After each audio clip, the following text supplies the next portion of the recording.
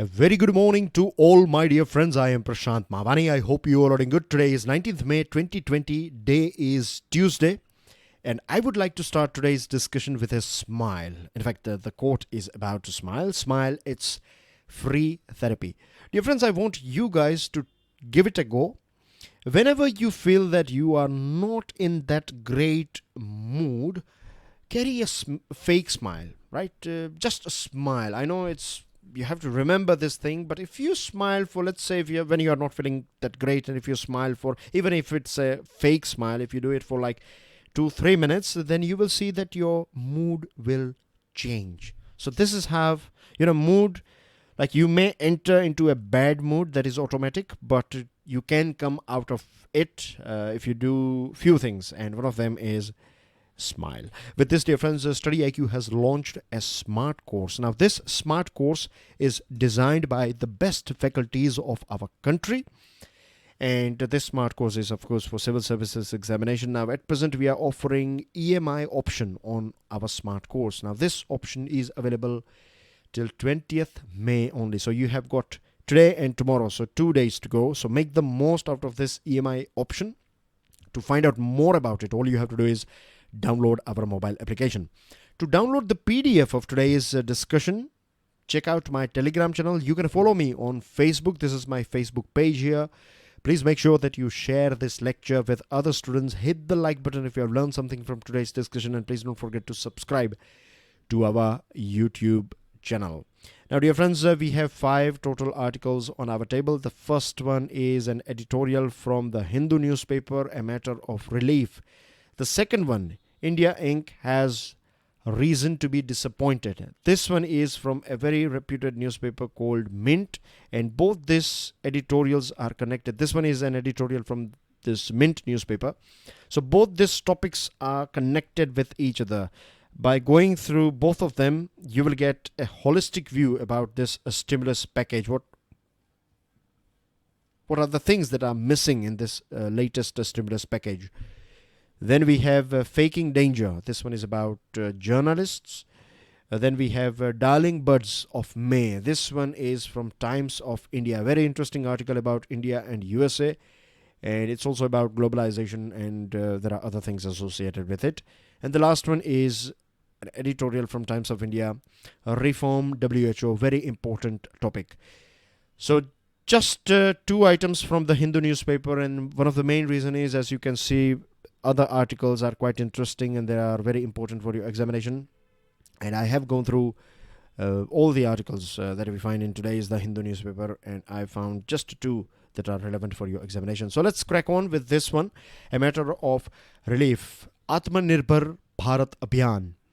How it works. Strong supply side push by boosting availability of capital on easy terms. This is right. What government has done is that government will provide you easy capital, or capital is available on easy terms. For example, MSMEs, right? They get government guaranteed loans. So they can go to a bank, ask for a loan, the necessary documents that you have to submit. You will submit those documents, and you don't have to provide any collateral. Government will provide the collateral. So you will get easy capital, easy loan available from the bank. And this is a strong supplies side push, no doubt. Then keep income and wage support schemes to the minimum. Empower farmers and workers to businesses. We have talked about these points, isn't it? Let me remind you about farmers. APMC. Remember that government has done away this APMC whole thing. So now farmers can sell their produce directly to consumers or customers. Keep the damage to fiscal management as low as possible. So basically, this 20 lakh crore package, or it is nearly somewhere around 21 lakh crore now, right? 20 lakh 97,000 crore, something like that. So let's say 21 lakh crore rupees, this economic or Atmanirbhar Bharat Abhiyan economic package is standing on a pillar of liquidity support. So government is not actually injecting money. What government is doing is government is providing you some easy loans or access to capital. Government is showing you the door from where you will get your money. Government is standing right outside that door, and government is calling you and showing you or navigating you to that particular door. And if you need money, then government is providing you a sort of guarantee as well.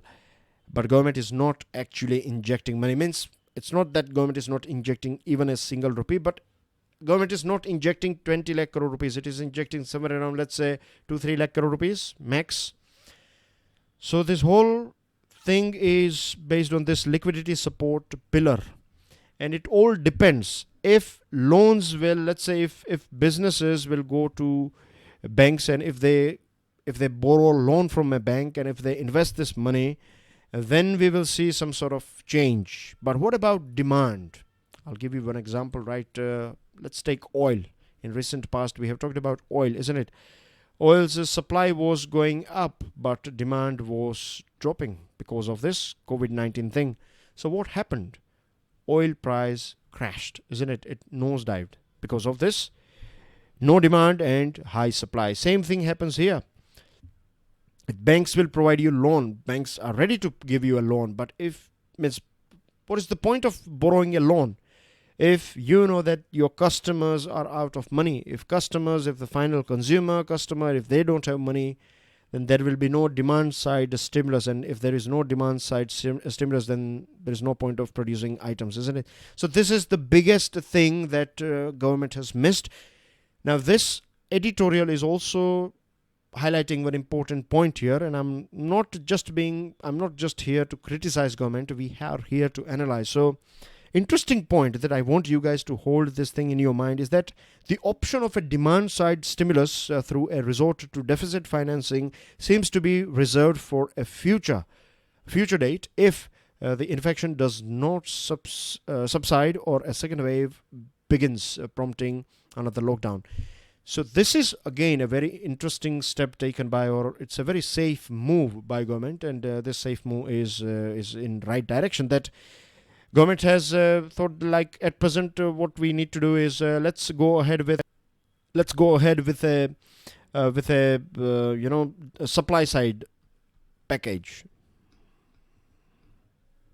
for now, and if supporting supply side can bring those people back to work, if it can help these companies to stand on its own feet, and eventually hopefully our whole economy, then we don't need to do anything about a demand side, right? So this is a good thing. Rather than putting all your eggs in one basket, what government has done is, first it has worked on the supply side. That's what this editorial is assuming, that this is one of the main reasons why government is just providing supply side support at present.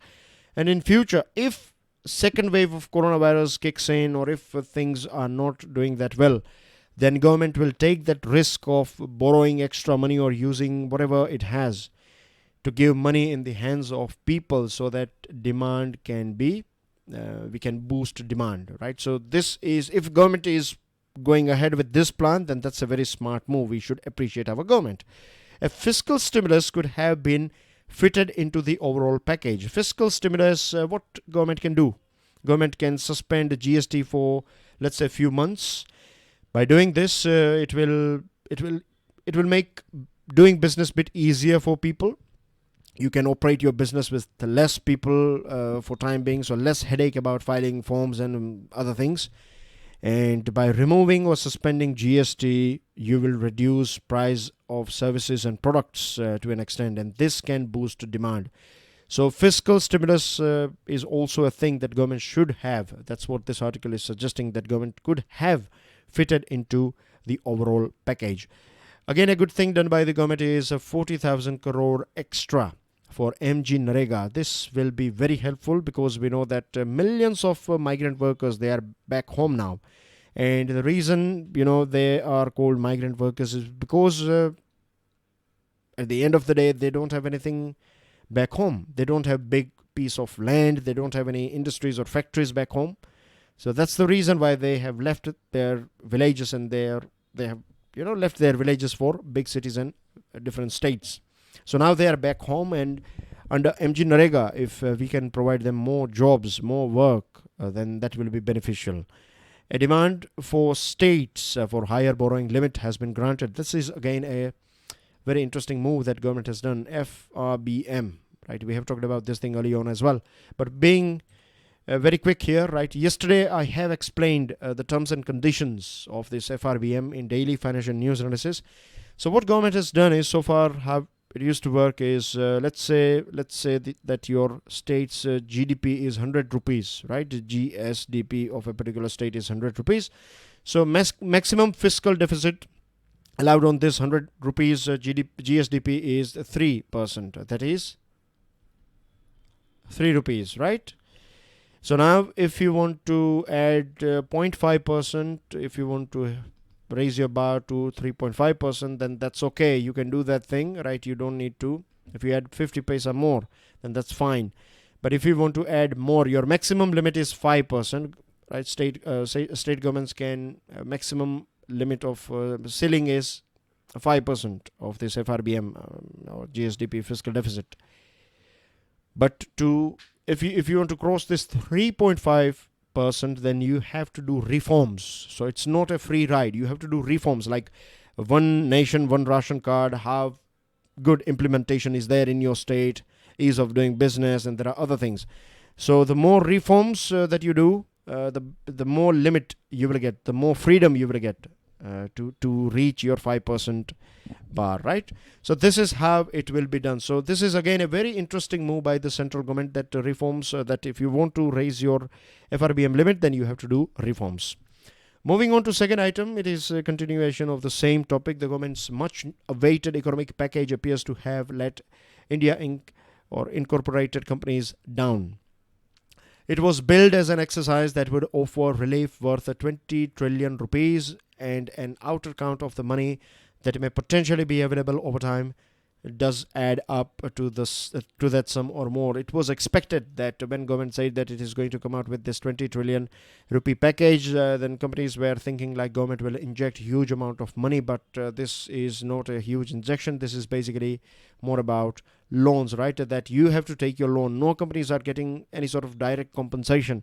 Even those companies who are forced to suspend their operations, those hardest hit by coronavirus disruption, they haven't got any cash or package from the government. What they have got is or they have received is a sort of guarantee, loan guarantees, right? So government is not directly giving you money in your pocket or in your bank account. The government is telling you that if you want loan, then we are here. And this is the reason why Kiran Mazumdar-So, can you give me the name of the company with which she is associated with? Kiran Mazumdar-So said that we have lost an opportunity to create demand, nor did the government place enough cash in people's hand to stimulate demand for products and services. Again, I will give you the same example. Like if you are producing, let's say if you are living in a village where you have one factory, just imagine that this is a factory in your village and government is giving, let's say, 10 lakh rupees to this factory, right? Or not exactly 10 lakh rupees, but government is giving this factory an option that you can borrow a loan up to 10 lakh rupees if you want. Now, let's imagine that this factory is producing some items that is used by the people who are living in this village. The total strength of this the total population is 1,000 people living in this village, and let's say 1,000 people in next two villages and things like that. Now, this factory may start operation. It would like to start operation as quickly as possible, but it will start operation only if it knows that the things that it will produce will be sold in the market. If this 1,000 people, if they don't have money to purchase items produced by this particular factory, then there is no point for this factory to unlock, isn't it? Then there's no point for this factory to come back to business. So this is the thing, that if you are just giving loans, or if you are providing loan option, if you are not giving any sort of cash in the hands of the people, then this is not going to boost or stimulate demand. And without demand, right, supply is not going to help. Tourism and hospitality sector has said the same thing. It has expressed a shock that the package lacks any sort of thing for this industry. Association of Retailers stated that it did not address their current challenges. Their current challenges are working capital, wage sustainability, and debt.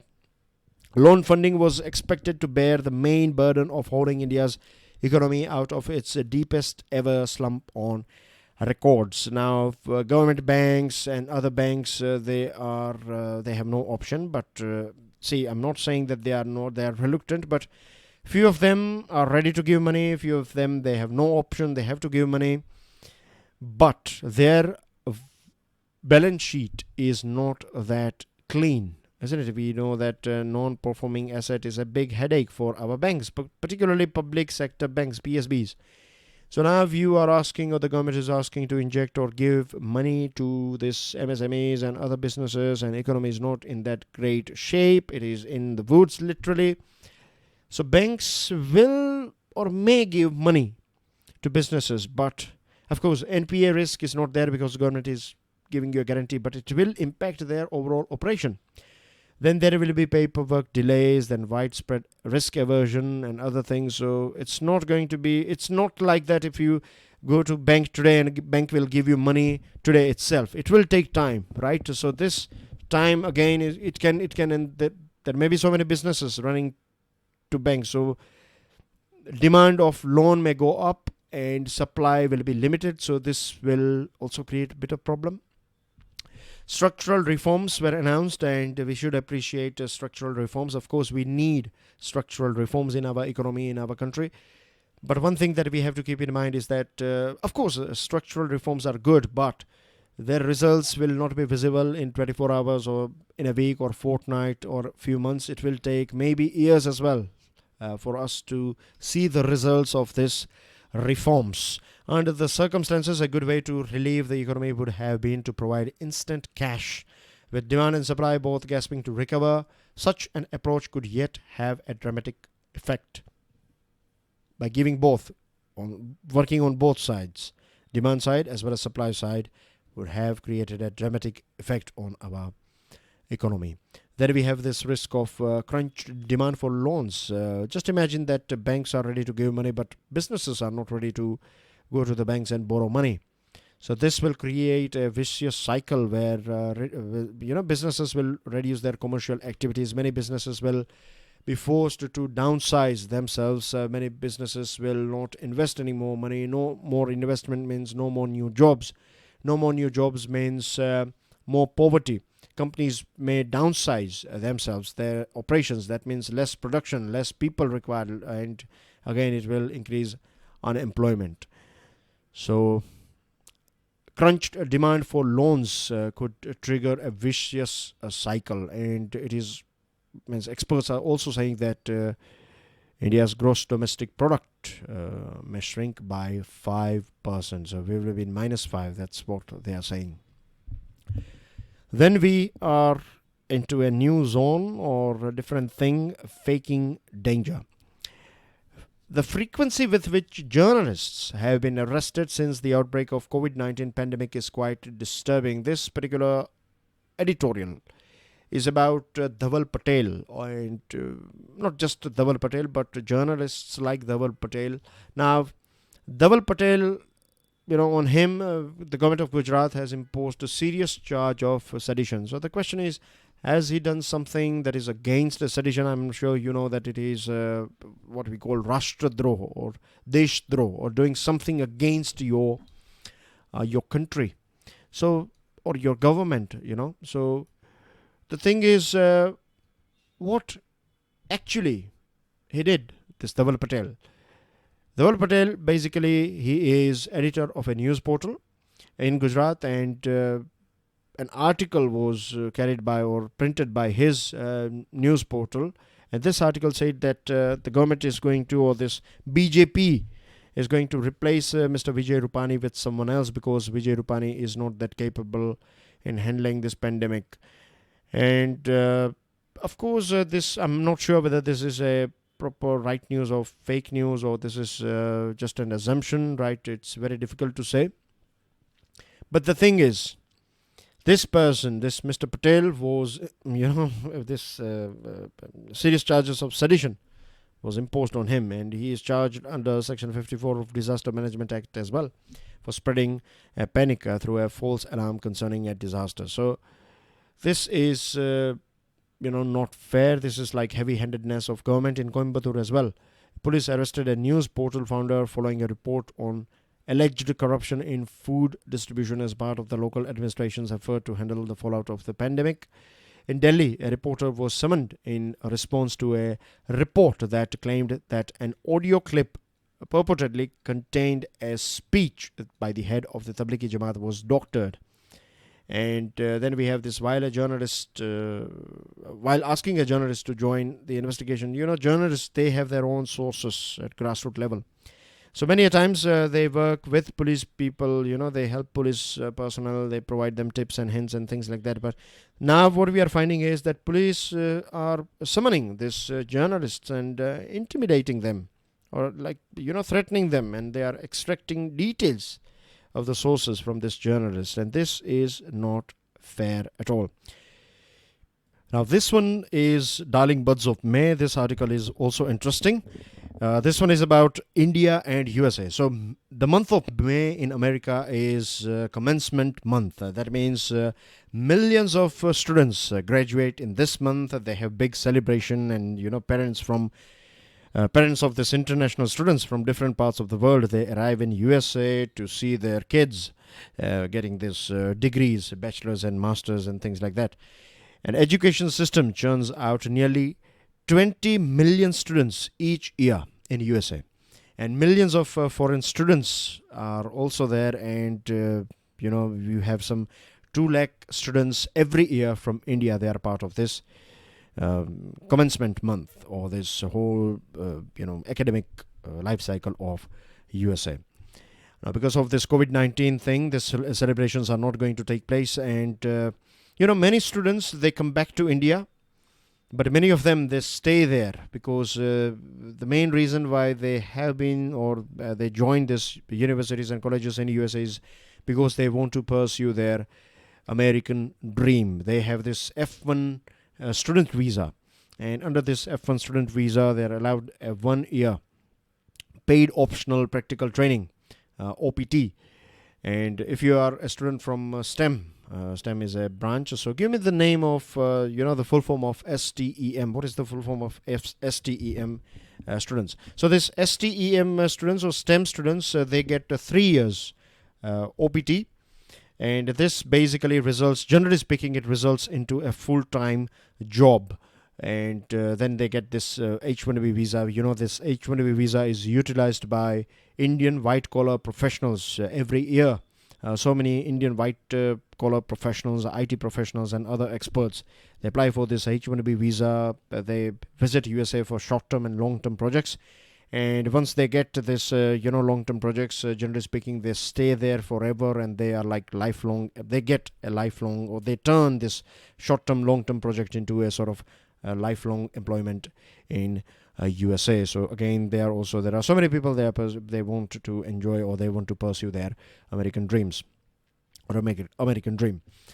Over decades, these 2 streams have combined to form the core of thriving Indian American community. This H-1B visa and F1 visa. So students as well as these people from India going under this H-1B visa together, these 2 streams have combined to form the core of thriving Indian American community of more than 4 million people. That is America's best educated and highest earning ethnic group. Their misery is compounded by rising nativists. After Mr. Trump's arrival, and before that as well, this thing was there, but it was not that wide and it was not that strong. But now, Mr. Trump's regime, you find this xenophobic and anti-immigrant sentiments are growing, or it has got, this fire has got a new fuel, you can say. And this immigrants are blamed with this. They are being tagged that they are coming here and they are stealing American jobs. But the thing is, if you go through America, if you go through the reality of America and history of America, then you find that America is a country that has been made by immigrants, right?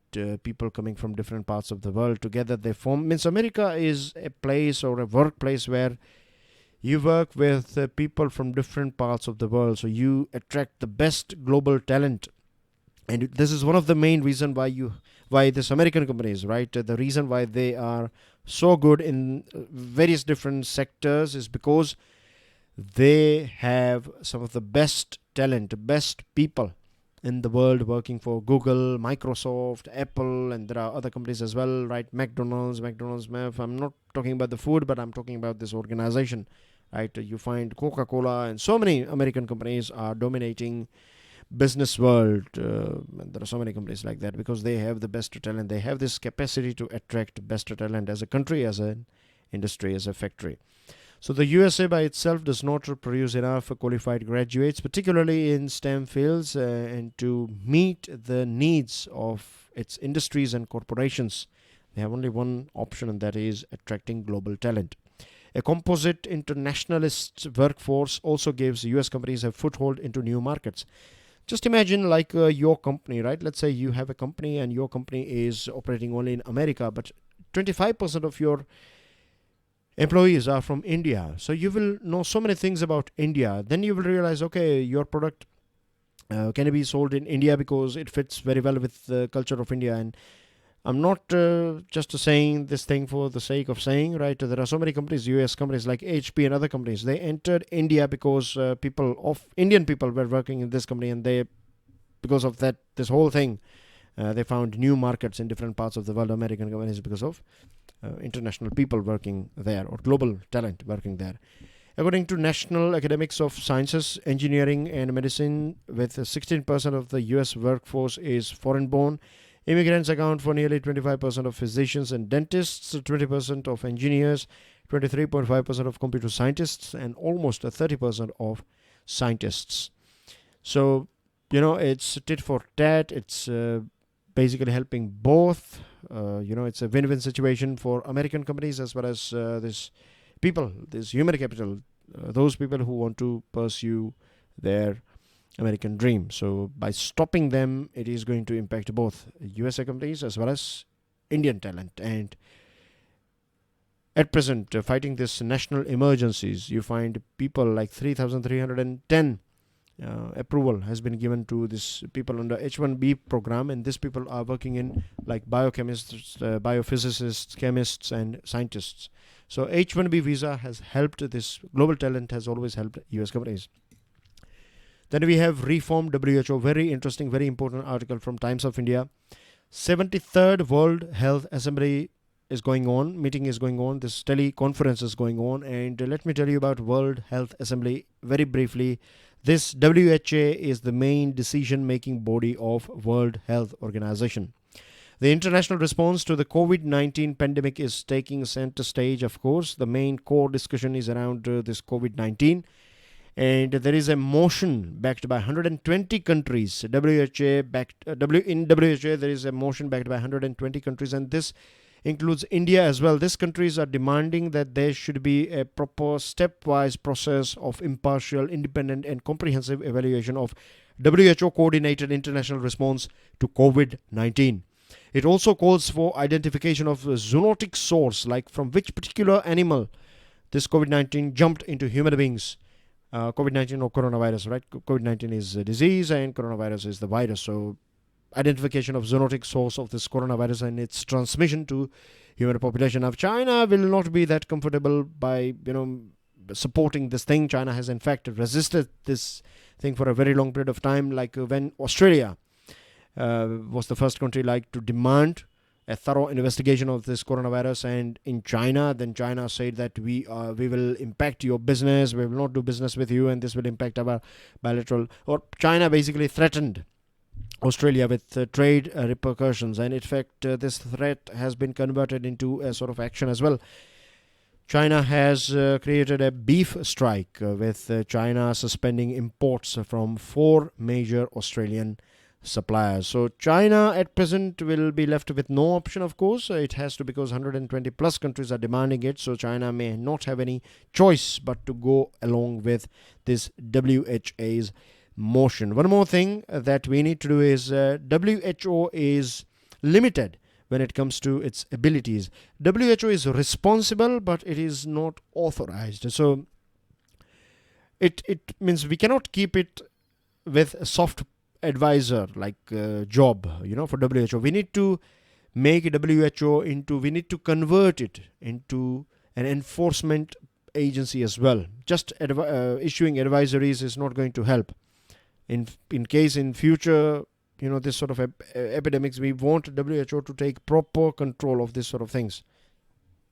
So this is the right time for the world to amend WHO and make it a bit more stronger. Then you have this infographic. You can connect this infographic with the discussions that we have done. This one is about global figures and around the world. Australian Foreign Minister has welcomed international support for this independent investigation. EU has drafted a resolution co-sponsored by dozens of countries, including Australia, which calls for evaluation of the origin of pandemic responses to the virus. A week after a third of French school children went back to school, we saw some 70 cases, new cases. Then you have schools in USA, Russia, which has recorded largest number of infection after USA has stopped the growth for now.